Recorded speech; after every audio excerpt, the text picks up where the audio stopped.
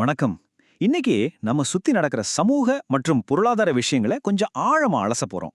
நம்ம சோர்ஸ் மெட்டீரியல்ஸ்ல இருந்து கிடைச்ச தரவுகளை வச்சு ஒரு பெரிய சிஸ்டம்குள்ள நடக்கிற அரசியல் மாயங்கள்ல ஆரம்பிச்சு உங்களுடைய பர்சனல் பொருளாதார சுதந்திரம் வரைக்கும் எல்லாத்தையும் நாம இன்னைக்கு டீகோட் பண்ண போறோம்.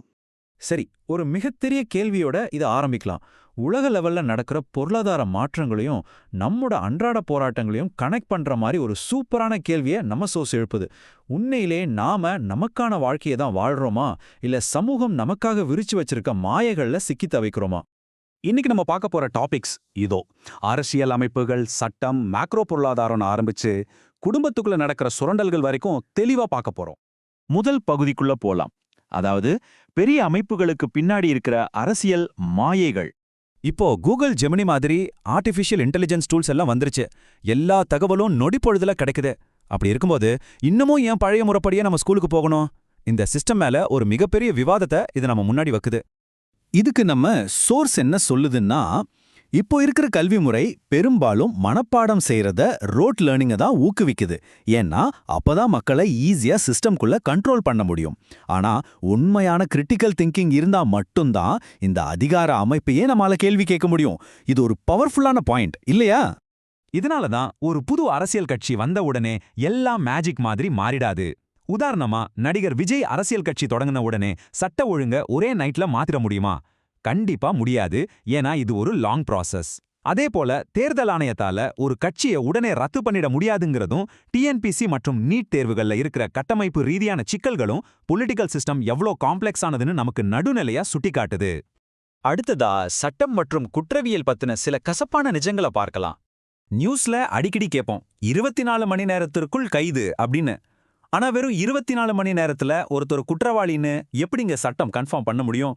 இதுல நம்ம மக்களுக்கு நிறையவே தப்பான புரிதல் இருக்கு. சிம்பிளா சொல்லணும்னா, சிஆர்பிசி செக்ஷன் 57 சொல்ற அந்த 24 hour ரூல் எதுக்குன்னா, போலீஸ் யாரையும் சட்டவிரோதங்க கஸ்டடியில வச்சு சித்திரவதை பண்ணக்கூடாதுங்கிறதுக்காக தான்.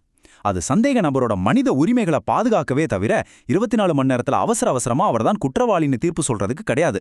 கோவையில நடந்த ஒரு கொடூரமான சம்பவத்தை வச்சு நம்ம சோர்ஸ் இதை அழகா விளக்குது. Postmortem report, DNA test, police investigation, இது எல்லாம் முடிஞ்சு கடைசியா கோர்ட்ல ஜட்ஜ் கொடுக்குற தீர்ப்பு தான் ஃபைனல். நீதி கிடைக்கிறது எவ்வளோ மெதுவான ஆனா சிஸ்டமேட்டிக்கான ப்ராசஸ்னு இதுல இருந்து நம்ம தெரிஞ்சுக்கலாம். ஆனா யதார்த்தத்துல என்ன நடக்குது? கோவையில ஐஜி நேர்ல வரணும்னா 8 மணி நேரம் மக்கள் போராட வேண்டியிருக்கு. திருச்சியில ஒரு நர்சிங் ஸ்டூடெண்டோட மரணம், வந்தவாசியில பாஸ்கோ சட்டம் இருந்தும் நடக்கிற கொடூரங்கள், இதெல்லாம் மக்களோட கொந்தளிப்புக்கும் இந்த சிஸ்டம் ரியாக்ட் பண்றதுக்கும் நடுவுல எவ்வளோ பெரிய கேப் இருக்குன்னு நமக்கு தெளிவா காட்டுது. சரி, இப்போ கொஞ்சம் கியரை மாத்தி மேக்ரோ எக்கனாமி பக்கம் போகலாம். சில பிரம்மாண்டமான டேட்டாவை பார்க்க போறோம். 3325 கோடி ரூபாய் மே மாசம் முதல் வாரத்துல மட்டும் இந்திய பங்குச்சந்தையிலிருந்து வெளியேறின அந்நிய முதலீட்டோட அளவு இது. மெயினா யூஎஸ் பெடரல் ரிசர்வ் வட்டி விகிதங்கள் மாறினதும் இன்வெஸ்டர்ஸ் அவங்க லாபத்தை புக் பண்ணது, ப்ராஃபிட் புக்கிங் தான் இதுக்கு காரணம். இது உலக பொருளாதாரத்தோட செயின் ரியாக்ஷன். அதே மாதிரி இந்த 10 லட்சம் ரூபாய் இது சிட்டி யூனியன் பேங்க் மேல ஆர்பிஐ போட்ட ஃபைன். இதை பார்த்த உடனே பேங்க் திவாலாயிடுச்சுன்னு நிறைய பேர் பேனிக் ஆனாங்க. ஆனா இது கஸ்டமர் பாதுகாப்பு ரூல்ஸை சரியா ஃபாலோ பண்ணாததுக்கான ஒரு சாதாரண வார்னிங் நடவடிக்கை மட்டும்தானே தவிர பயப்படுற அளவுக்கு ஒன்றும் இல்லை.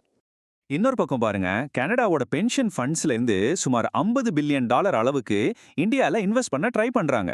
நம்ம ஊர்ல புது வேலை வாய்ப்புகளை உருவாக்கவும் இன்ஃப்ராஸ்ட்ரக்சரை பில்ட் பண்ணவும் இந்த மாதிரி பெரிய முதலீடுகள் ரொம்பவே முக்கியம். ஆனா இங்க ஒரு செம்ம இன்ட்ரெஸ்டிங்கான கேள்வி. இந்தியால இருக்கிற 100 கோடி பேரும் திடீர்னு வருஷத்துக்கு 6 லட்சம் ரூபாய் சம்பாதிச்சா என்ன ஆகும்? யோசிச்சு பாருங்க. வறுமை ஒழிஞ்சிடும், ஜிடிபி எகிரிடும். ஆனா பிஸ்கெட் பாக்கெட்லேருந்து அரிசி வரைக்கும் எல்லா அத்தியாவசிய பொருட்களோட விலையும் தலை சுத்துற அளவுக்கு ஏறிடும். அதுதான் எக்கனாமிக்ஸ்ல சொல்ற ஹைப்பர் இன்ஃப்ளேஷன். பணத்தோட மதிப்பு மொத்தமா அடி வாங்கிடும். இது அப்படியே நம்மள ஒரு பெரிய ட்ராப்குள்ள கொண்டு போகுது. நுகர்வு பொறி, அதாவது கன்சூமரிஸ்ட் ட்ராப். நமக்கு ஏன் எப்ப பார்த்தாலும் எதையாவது வாங்கிக்கிட்டே இருக்கணும்னு தோணுது? நம்மள சேமிக்க விடாம செலவு பண்ண தூண்டுறது யாரு? சமூக ஊடகங்களும் விளம்பரங்களும் நம் மைண்ட எப்படி பிரெயின் வாஷ் பண்ணுதுன்னு இது ரொம்ப ஷார்ப்பா கேக்குது. ஒரு சினிமா 200 கோடி வசூல் பண்ணுச்சுன்னு நம்ம ஏன் கொண்டாடி நம்ம காசை கரியாக்கணும்? அடுத்தவங்கள பார்த்து கடன் வாங்கியாவது சொகுசா வாழணும்னு நினைக்கிறதெல்லாம் வெறும் இமீடியட் கிராட்டிஃபிகேஷன், அதாவது தற்காலிக இன்பம். ஆனா பொறுமையா ஃபைனான்ஷியல் லிட்ரஸி கத்துக்கிட்டு எஸ்ஐபி, டிமேட்னு இன்வெஸ்ட் பண்றது தான் உண்மையான லாங் டேர்ம் வெல்த். இந்த வித்தியாசத்தை நம்ம புரிஞ்சுக்கணும். இறுதியா ரொம்பவே சென்சிட்டிவான ஒரு மைக்ரோ லெவல் டாபிக், குடும்பத்துக்குள்ள நடக்கிற உழைப்பு சுரண்டலும் நம்மளோட பொருளாதார சுதந்திரமும். பல கஷ்டங்களை தாண்டி 76 மாசமா உழைச்சு சேர்த்த ஒரு மாற்றுத்திறனாளியோட சேமிப்ப அவங்க சொந்த குடும்பமே தங்களோட லக்ஸுரி ட்ரிப்புக்காக காலி பண்றது எந்த வகையிலங்க நியாயம்? நம்ம சோர்ஸ் மெட்டீரியல்ல பதிவு செய்யப்பட்டிருக்க ரொம்பவே வேதனையான ஒரு தனிப்பட்ட உண்மை இது. இதுக்கு பேரு தான் பயாலஜிக்கல் ட்ராப். குடும்பத்துல சம்பாதிக்கிற ஒருத்தரை வெறும் ஏடிஎம் மிஷின் மாதிரி பாக்குறது. அவனுக்கு தான் கல்யாணம் ஆகலையே, அவன் உழைப்பெல்லாம் நமக்கு தானே அப்படின்னு சொந்த அண்ணனே கணக்கு போடுறது எவ்வளோ பெரிய எமோஷனல் பிளாக்மெயில் பாருங்க. பாசங்கிற பேர்ல உங்களை எப்படி சுரண்டாங்கன்னு இது அம்பலப்படுத்துது. இந்த எமோஷனல் ட்ராப்ல இருந்து தப்பிக்க சில ஸ்ட்ரிக்டான ஸ்டெப்ஸ் இருக்கு. சென்டிமெண்டா பேசி பணத்தை சுரண்டுனா தைரியமா NO சொல்ல பழகுங்க. உங்க பேங்க் அக்கவுண்ட்ஸ், பாஸ்வேர்ட்ஸ் எல்லாத்தையும் யாருக்கும் தெரியாம ஸ்ட்ரிக்டா லாக் பண்ணி வைங்க. கண்டிஷனோட சொத்து தரேன்னு சொல்ற நாடகங்களை நம்பாதீங்க. உங்க பணத்தை உங்க எதிர்காலத்துக்காக மட்டுமே SIPஸ்லயும் ஷேர்ஸ்லயும் இன்வெஸ்ட் பண்ணுங்க. உங்களை யூஸ் பண்ணிக்க நினைக்கிற அந்த சுயநல கூட்டத்துக்கு நீங்க குடுக்கிற ஆகச்சிறந்த பதிலடி யாருடைய தயவும் இல்லாம பொருளாதார ரீதியா நீங்க கெத்தா உயர்ந்து நிக்கிறது தான். உங்க பணம் உங்க எதிர்காலத்துக்கும் மெடிக்கல் சேஃப்டிக்கும் தானே தவிர மத்தவங்க ஆடம்பரத்துக்காக கிடையாது. ரொம்பவே வலிமையான இந்த ஒரு சிந்தனையோட இன்னைக்கு விளக்கத்தை நான் நிறைவு செய்றேன். நீங்க உங்களுக்கான ஃபினான்ஷியல் கோட்டையை கட்டுறீங்களா இல்ல மத்தவங்களோட மாயைக்கு ஃபண்ட் பண்றீங்களா? நீங்களே யோசிச்சு பாருங்க.